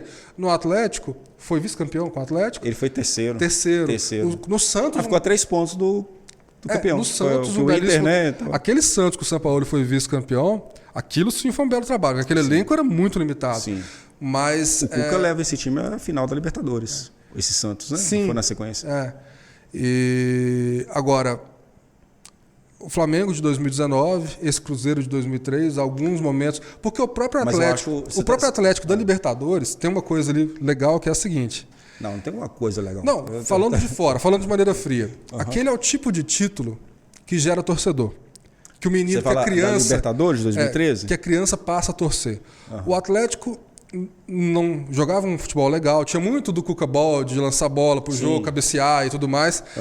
Mas não foi futebol vistoso, mas foi um futebol muito emocionante. O Atlético esteve para ser eliminado em diversas oportunidades. Eu sei disso. O pênalti do Vitor, aquela defesa com os pés e tudo mais, do Riascos, né? Isso, não vou deixar de poupar dessa. Sim. Mas é o tipo de título que gera torcida. Aquele título foi histórico. O Ronaldinho e tudo mais. Então é o tipo de título que gera torcedor, Sim. que gera engajamento. Mas também não era um futebol brilhante. A primeira fase foi. A primeira fase, assim, de classificação, de grupos. O Atlético naquela Libertadores... Depois foi um sofrimento danado. Agora é aquela coisa... O Atlético é assim, não tem jeito. Isso é o nosso DNA. Tem essa coisa a gente aproxima da Argentina, meio tango, dramático. Né? De ser assim. Você não sabe o que aconteceu nesse jogo do Tijuana lá em casa. Olha só, é a prova de que eu tento ir pela filosofia sempre, tentando manter um pouco de equilíbrio das coisas. Um casal, amigo nosso, meu e da Raquel, foi lá assistir o jogo. O marido é atleticano e ela é cruzeirense. Certo? Certo. Tá aí tudo bem, tranquilo. Tá aí ok. Até ok. Era desde 71 que se não ganhava um título de relevância. Exatamente. A Libertadores não tinha ganhado ainda. Não é? Beleza, tá vendo o drama, né? Pênalti pro Tijuana. Certo. 47 minutos do segundo tempo. Tá acabando. Eu tô morrendo de rir. Naquele momento eu assisti sozinho. Exatamente isso. Eu tava segurando o riso. Não, eu tava ouvindo foguetes da minha rua. E a esposa essa amiga minha, a esposa desse amigo meu, ela deu um salto, ela estava no sofá, ela deu um pulo à frente. Você lembra disso, né? Você lembra. Você pulou na frente e gritou 0 dentro de casa. O marido dela olhou para mim e disse: acabou. Eu virei para você aqui, ó. Calma, espera. Calma. Ele vai pegar. Sabe quando vem, não sei se já lhe ocorreu, e é essa a oportunidade de você fazer piada com isso, quando vem todo um repertório de desclassificação na sua cabeça, de gerações antes da minha. Vem aquele, não, amanhã eu não posso encontrar o Hudson, amanhã eu não posso encontrar essas pessoas, porque elas vão acabar comigo. Mas veio algo em mim e falou assim, não, vai pegar o pênalti. Na hora que pegou o São Vitor, não é aquele... Catarse foi. Não, acabou. Eu falei assim, agora eu quero saber de Cruzeiro, não. É Galo. Eu gritei aquilo ali, acabou. A Raquel, minha esposa, ficou louca. Que ela é atleticana também. Né? E o Benjamin também, claro, atleticano. Eu sou um dos poucos cruzeirenses na família. E a família da minha esposa é toda atleticana. Então eu acompanhei muito aquela Libertadores. Sim. Por conta deles. Assim, eu já acompanharia de toda forma. Mas assisti todos os jogos do Atlético naquela campanha. E você... Peraí, você... Sério que você estava rindo? Não, mas esse jogo do Tijuana eu estava em casa sozinho nesse dia. Ah, sim. Mas liguei olhando, né? Mas assisti todos os jogos do Atlético, sim, e a maioria com eles. Não, mas aquela Libertadores do Atlético foi mágica. Aqueles resultados é o tipo de campeonato que gera torcida. Sim. Então você esquece que tecnicamente, taticamente não foi brilhante. Era o jogo, né? Então não... assim, fez um belo campeonato e tudo mais. Jogo, né? E porque tem muita emoção. Agora não dá para viver só disso. Tanto é que o Atlético depois não teve mais... títulos relevantes até o Campeonato Brasileiro, até 2021, e aí faz um ano fora do normal de novo. Mas eu tô feliz, sabe por quê? Porque assim, eu cresci ouvindo essa história de que o Galo não ganhava título, eu vi ele ganhar a Libertadores, eu vi ele ganhar o Brasileiro, eu vi ele ganhar 2 Copas do Brasil, eu vi o Cruzeiro 3 vezes na Série B.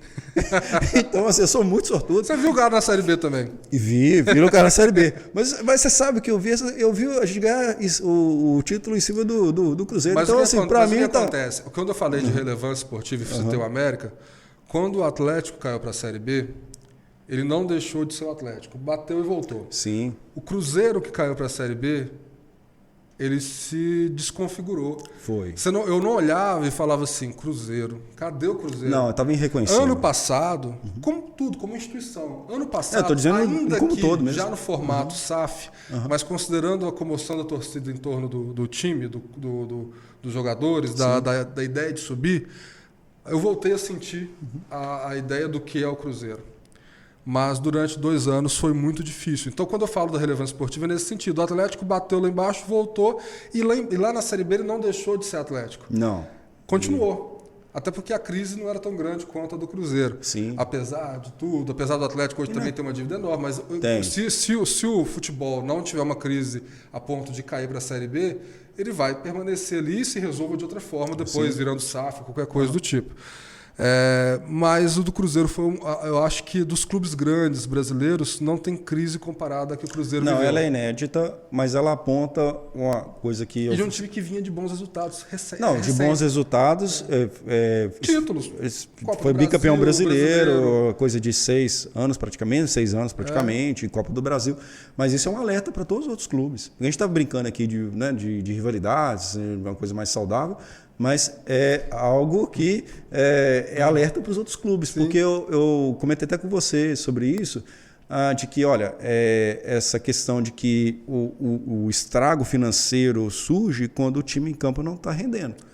Que se esconde muito por conta ele é mascarado quando o time está indo bem. Isso. Então, para mim, é possível. Eu não me surpreenderia. Eu falo com um amigo meu que é flamenguista, ele fala que não. Palmeirense fala a mesma coisa, ele fala que não também. Eu falo, não me surpreenderia amanhã o Flamengo passar por uma crise financeira, não sei se da envergadura que o do Cruzeiro passou, mas algo também relevante. Eu ainda vejo que o Flamengo, na verdade, conseguiu criar um equilíbrio. Sim. Palmeiras também, apesar da relação ainda duvidosa com a Crefisa, a Leila e tudo mais, sim, mas já é uma parceria mais vitoriosa, inclusive, que a da Parmalat. Então, você apaga qualquer outra coisa nesse sentido. O Flamengo conseguiu se equilibrar, a gestão anterior, ainda que em termos de resultado esportivo tenha sido fraca... porque ele se prestou aquilo para chegar onde está agora, né? Colocou o Flamengo de novo no trilho econômico. Mas outros clubes passam por isso. O próprio Atlético tem essa ameaça devido às dívidas muito altas. Se você olha, por exemplo, o Cruzeiro é o pior dos exemplos, mas... Quando você vê a situação do Vasco, do Botafogo, a questão da SAF, para eles também era uma solução não tinha outra solução. Não tinha outro caminho. Era aquilo ali ou não sobreviver. E agora, mas é uma ameaça real.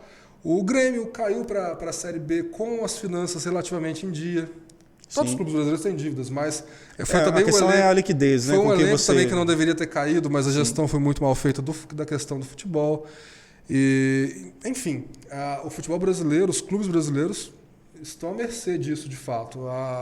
Repensar uma gestão, né? Um modelo de gestão. A questão técnica era colocada de lado e você administra pela paixão ou pelos interesses pessoais. Quase sempre foi assim. E as torcidas não têm paciência. Imprensa, a imprensa também. Isso. E as torcidas não têm paciência para quê? Se eu preciso sanear, eu vou ter que sacrificar um período de títulos. Que é a questão do Cruzeiro que me preocupa. Porque se você olha para o Valladolid do Ronaldo, ele subiu, caiu, subiu de novo, mas continua sendo um time com poucos investimentos, atendendo aos interesses daquilo que ele entende como gestão. Sim. Eu não tenho certeza se o Cruzeiro vai voltar a ser aquilo que foi perto, né? Que foi enquanto instituição, não se questiona. Sim. Mas em termos o de time representar futebol, aquilo que a instituição isso foi. Em quanto tempo o time de futebol, ou vai acontecer do time de futebol do Cruzeiro estar ao nível da instituição? Sim. De novo? Ser congruente, né? Não sei. Essa é uma das questões que a gente tem que pensar na SAF aqui no Brasil. Talvez na Europa, alguns clubes a gente tem aí exemplos positivos e negativos. Aqui no Brasil é tudo muito novo. E esses caras não entram para perder dinheiro. Não, eles visam ter uma sustentabilidade. Então, estar na Série A é bom. A cota é maior, tem a exposição maior, patrocínio, você consegue. Agora, vai fazer um investimento para vencer? O Cruzeiro hoje está, de novo, num tom sem clubismo, é como um time médio que sobe para a Série A e o objetivo é, olha, eu quero ficar um tanto tempo possível, que isso eu tenho mais arrecadação de receita e com certeza em algum momento isso pode virar ao meu favor. E pra gente... Entendeu? Recuperar pelo menos algo que foi do passado. Que é torcedor do Cruzeiro, o que acontece? Você não está falando de um time que ganhava títulos 30 anos atrás. Você está falando de um time que até recentemente era protagonista no futebol brasileiro. Sim. E aí, quando você olha para isso, você fala assim, eu estou acostumado a torcer para esse time que briga, que está sempre na cabeça. Vai demorar quanto tempo para eu ter isso de novo? Porque quando tem um time que não ganha alguma coisa há muito tempo, você ainda fala assim, não, ok, essa é a nossa realidade. Para o Cruzeirense não é. A gente foi bicampeão brasileiro recentemente, tudo mais. Você vai virar para o atleticano hoje, que teve um ano de 2021 da forma como teve, e vai falar que vai ficar mais 20 anos. O atleticano está irreconhecível. Vai falar que vai ficar mais 10 anos. Eles colocaram faixas por fora, com o D. Eu falei assim, meu filho, calma, a gente ganhou agora. Tinha 50 anos que a gente não ganhava. Exatamente. Vai falar que vai ficar mais 10 anos. Meus amigos morrem de raiva disso Tô falando mais 20, não. Tô falando mais 10 anos sem um título relevante. Não vai querer ficar. Até porque hoje tem um elenco muito bom. Talvez ali o futebol cada vez mais profissional, né? Os níveis técnicos vão se aperfeiçoando. Exatamente. Agora, e a questão da econômica do Atlético vai repercutir daqui a um tempo? Talvez sim, talvez não. Mas, enfim, a realidade hoje é essa. É um time bom e a torcida não quer ficar perdendo. Foi campeão da Libertadores em 2013, foi campeão brasileiro da Copa do Brasil recentemente. Quer ser campeão toda hora, né? Quer ser campeão toda hora. E o Cruzeirense passa por isso numa instância muito maior. Você torce para um time vencedor, que até recentemente era vencedor, passa 3 anos numa Série B, seu time é vendido, você acompanha, ok, no primeiro ano de SAF sobe, né? E talvez não tivesse subido se não fosse essa gestão para poder organizar algumas coisas. Sim. Mas a partir daí, qual que vai ser o próximo passo? Então é complicado. Eu acho que este ano, eu penso que o Cruzeiro vai ficar ali eu ia falar zona, mas você ia ficar preocupado. Mas aquele trecho... Na zona do Agrião, como diria eu esqueci o nome dele, o Silvio Luiz. Silvio Luiz. Isso, naquela região ali, assim, do limbo para uma Sul-Americana ou para um rebaixamento. Eu penso que para brigar por uma Libertadores é um projeto de 2, 3 anos, mas a questão é, eu não acredito plenamente que o Ronaldo vai fazer esse investimento para que 2, 3 anos esteja brigando por isso. O Ronaldo, eu acho que ele não pensa assim. Não vejo o perfil dele dessa forma. Mas é retrato do quê? Da gestão porca que foi feita. Não apenas do Cruzeiro, em vários clubes, e o Cruzeiro ficou escancarado. Foi um assalto gigantesco. Não, o Cruzeiro e ficou escancarado pela né? questão do resultado esportivo. Então é muito complicado. Acabou virando um podcast Cruzeiro Atlético. Né? Acabou, né? A gente prometeu que... Não, porque são 90 minutos, você esqueceu? Que ficaremos aqui cerca 28, de 30 minutos. São 83 minutos. 83 minutos. Nós estamos... porque futebol são 90 minutos. A gente pode por isso. Esse entre parte 1 e parte 2. Ou talvez não. Talvez não, depende, né? Pode ser um intervalo, né? Do primeiro para o segundo tempo. Não é? Isso, porque se pode ter uma prorrogação. Pode, não. Golden goal, como tinha antigamente. Mas a gente vai caminhar para encerrar. Sim, vamos lá. Até porque você que está nos ouvindo pelo Spotify, Deezer, Amazon, Apple...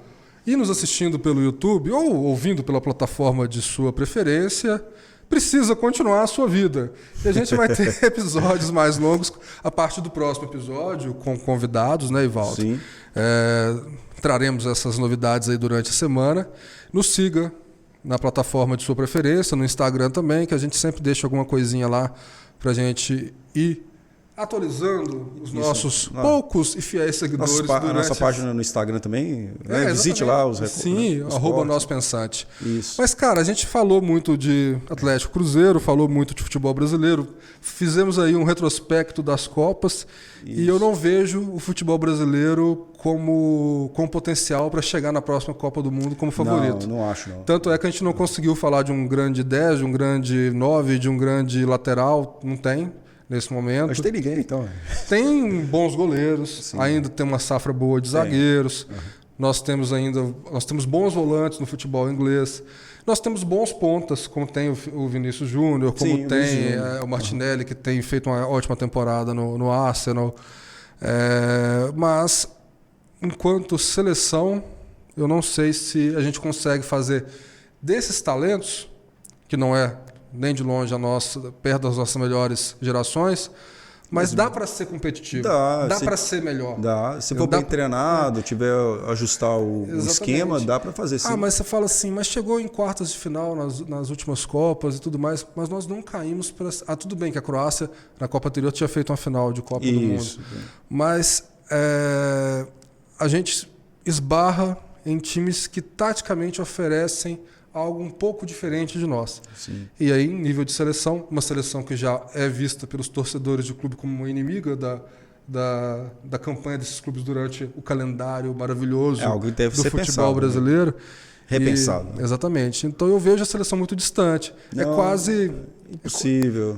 Assim, não vou falar que eu torci contra, não dá para torcer contra porque você fala, vou torcer contra. Mas que entra em campo, você torce, você não tem jeito. Você ainda tem aquela coisa da seleção, a gente cresceu com futebol. Gosta de futebol. Você se vê, vou torcer contra, no meio do jogo você se vê sofrendo. Não adianta, você já está sofrendo ali. Mas é muito bom, era muito bom quando eu entrava já predisposto a torcer. Quando você tinha ali, né, pelo menos um esboço de um jogo de futebol, né, uma seleção que entregava alguma coisa. Ainda que eu tenha acompanhado, segundo a sua teoria de 82, já seleções pragmáticas. Sim, faz sentido. Mas os talentos individuais compensavam. Compensava. Na ausência deles... Tanto Ivaldo, que a mídia estrangeira falava muito em toda a convocação de Copa do Brasil que o mais surpreendia no Brasil não era a convocação, eram os nomes que ficavam de fora. Sim, porque eram jogadores que seriam convocados em qualquer seleção do mundo e não eram convocados porque aqui tinha uma fartura de jogadores muito grande. Dava para você convocar 3 seleções. Sim. Tranquilamente. E isso já não é mais uma realidade. Meia seleção já está bom. Se você elencar os pontos, nós temos bons. Mas observa, daqueles que foram para a Copa... São bons meninos, hein? Comportados. Daqueles que foram para a Copa, que podem fazer essa função, alguns já não estão mais com aquele destaque. O Antony, por exemplo, no Manchester já é muito questionado. Você tem aí, de fato, um Rodrigo que não é titular absoluto no Real Madrid, que é um bom jogador, o Vinícius Júnior inquestionável, o Martinelli hoje muito bem no Arsenal. Está indo bem. Mas você já não tem essa...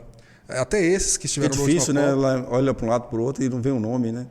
Você fica ali tentando, esforçando para encontrar alguém para escalar. E seria muito injusto com o Vinícius Júnior colocar sobre ele toda essa responsabilidade. Diferente do Neymar, que sempre quis cair sobre ele. Inclusive chamou para ele a camisa 10, ele que não é da posição. Uma coisa... Ele é um 10, pode ser. Mas o que mais me irritava durante o período Tite, sobretudo logo depois da primeira Copa, era a presença do pai no vestiário. Além do fato de ser o Tite, o pai no vestiário, essa interferência, essa coisa. Sei lá. Isso aí me irrita bastante. Mas, enfim, Chegamos aos... Falou o segundo VAR, né? Agora já... Aqueles acréscimos. Levantou a placa, faltou 2 minutos. Considerações finais. Considerações finais desse episódio. Sim, esse episódio de 90. Acho que falência ou 90 minutos. Eu acho que fica 90 minutos, fica... Não é? Não é 9 minutos, 90 minutos. Isso. Eu acho que tem a ver. Né? Fica bem autêntico. Tudo original. Bem. Então fala mais um minuto aí pra gente. 1 minuto, considerações finais. Bom, eu falei isso mesmo do futebol brasileiro, esportiva, administrativa, financeira. Também isso conciliado ao fato de não termos bons jogadores, como tivemos no passado recente. Isso favorece um espírito mais crítico em relação a tudo isso. A dissociação da seleção brasileira com o povo, né, com o torcedor, isso também contribui. E isso tudo faz com que a gente tenha menos esperança de que sejamos vencedores numa próxima Copa. Não é essa falha de procurar um nome para escalar, igual nós fizemos aqui, alguém para a posição, são poucos os nomes que nós lembramos, né? Você perguntou de um 10, eu até agora não sei quem é esse 10, mas enfim, num modo muito otimista, eu vou colocar aqui para o nosso pensante também, eu entendo que a gente está vivendo uma fase. Que fase, né? Que fase. Ela vai passar. Vai. Será que vai? Eu já tenho como certeza que o jejum vai ser maior do que os 24 anos. Se você falar eu acredito, vai dar certo. Não, não posso. Tô te dando a dica. Não posso falar eu acredito. Pensou, né? Sim, nós podemos, talvez assim. Nós falamos isso, Marcelo. Quem lembra? Mas eu acho que esse jejum vai ser maior do que os 24 anos. Eu também acho. Para 2026 acho difícil. Eu acho bastante complicado. Agora, as coisas podem surpreender. Sim. A gente não apostaria mais numa Argentina e ela acabou sendo campeã do mundo. Apesar de ter talvez um ET. O maior jogador que eu vi jogar. Sim. Na seleção, mas já na idade um pouco caminhando para o final. Mas, enfim. Tem lugar no Galo. Tem lugar? Tem lugar ele é o 10. Tem lugar em qualquer lugar. Eu daria, assim, talvez a 20 para ele no Cruzeiro. No Cruzeiro? E pensaria se ia... Né? Mas ele fica mais bonito com a... Não tem. Ele já está acostumado com o azul. Com o azul, mas são listras. Bom, não vejo esse jejum terminando na próxima 2026, Copa. Vou torcer. Talvez... Quem sabe o técnico que vai chegar aí traga alguma coisa de novo. No final das contas, eu acho que a gente vai morrer com alguém que é mais do mesmo. Sim. Porque o Ancelotti já falou que não está pensando em sair. E a gente acaba morrendo com alguém que está aí dando sopa. Tomara que não. Tomara que apareça alguém pensando diferente, que inspire também os clubes. Que a gente pare de escutar coisas como o Abel, não o do Palmeiras, o outro Abel, o Braga. Perder é normal. Perder é normal. Empate no resultado, igual o Parreira falou uma vez. Exatamente. O Parreira tinha uma filosofia interessante até o ponto que ele falava: quem fica mais com a bola é bom para o jogo, claro, mas dali para frente também não vai avançar muita coisa. Você não objetivo a bola passar da linha, né? Ele foi questionado a carreira dele toda, inclusive quando ele era preparador físico. Mas ganhou 94, Sim. O que você vai falar? Pintou quadros belíssimos. Ninguém vai tirar isso dele. Mas continuamos torcendo. Agora, é fato que hoje os clubes superam em nível de paixão e muito em relação à seleção brasileira. Claro. Infelizmente, porque nas minhas lembranças infantis, a seleção era o ápice do futebol. E hoje não. A gente não falou sobre isso, e eu vou só pincelar. Quando a gente vê nossos jovens aí... Vai ter o jogo de volta. Vai. É por isso. Quando a gente vê nossos jovens curtindo aí mais o futebol europeu do que o futebol brasileiro, são alguns fatores. E entra aí a nossa decadência técnica tática, entra a facilidade que você tem hoje para assistir o futebol europeu e entra a qualidade do jogo. Sim. Então, como a gente falou aqui da Premier League, você assiste um jogo de Premier League entre Wolverhampton e Nottingham Forest, e o jogo Aston Villa normalmente o jogo é ótimo. Eu não estou falando de você só assistir o City, o Arsenal, enfim. O futebol inglês é o suprassumo hoje. Na Itália você assiste muito jogo ruim. Ainda assiste, apesar do futebol italiano estar se reconstruindo. Mas quando você olha para o futebol, sobretudo o futebol inglês, você entende por que essa galera está mais aficionada pela Premier League ou pelas Champions, que ali vai reunir os melhores, do que pelo futebol brasileiro. Espetáculo, E né, isso que você é acaba triste, assistindo. porque talvez essa paixão pelo clube ela ainda está muito evidente, mas será que daqui 20 anos essa garotada de hoje vai ter essa paixão pelos clubes brasileiros? É uma temática interessante isso aí. Com esse futebol cada vez mais internacional. Acho difícil. Pode acontecer isso, ao tempo que a gente pode pensar num outro momento, como aconteceu no início da transmissão de futebol no Brasil, rádio, depois TV, que inicialmente torcia-se para os times do Rio, depois foi regionalizando, apareceu o Cruzeiro e Atlético, e agora essa geração que tem acesso, então, igual você está dizendo, às transmissões internacionais, vendo como eles são um produto de uma ótima qualidade, fica, né, a não ser pela influência da família, pai e mãe, mas tirando isso... Eu não sei se no futuro a gente continua com esse nível de identidade com os clubes brasileiros. Vai ter o segundo clube, vai ser o brasileiro. Pode ser um pensamento mais pessimista, tomara claro. que não, mas é um risco. Ficamos por aqui, então. Ficamos por aqui. Com acréscimos, 4 minutos de final do jogo. Exatamente. O árbitro apita ao final do jogo. Qual é o resultado? Atlético 2, Cruzeiro 1. Hoje foi empate. Hoje foi empate. Isso. Deram um pênalti no finalzinho pro Cruzeiro. Ele... Fala em pênalti não, que o Atlético... Não fala em pênalti não, que o Atlético anda tendo pênaltis duvidosos a favor. Você, herói da resistência, que ficou até aqui... Que gosta de futebol, assista a 90 minutos, naturalmente. Comente na área de comentários aqui do YouTube, você que está nos assistindo. Fale o seu time, fala se você acha o Cruzeiro maior do que o Atlético, que parece uma resposta óbvia. Parece, mas não é uma certeza. Por isso que ele falou parece.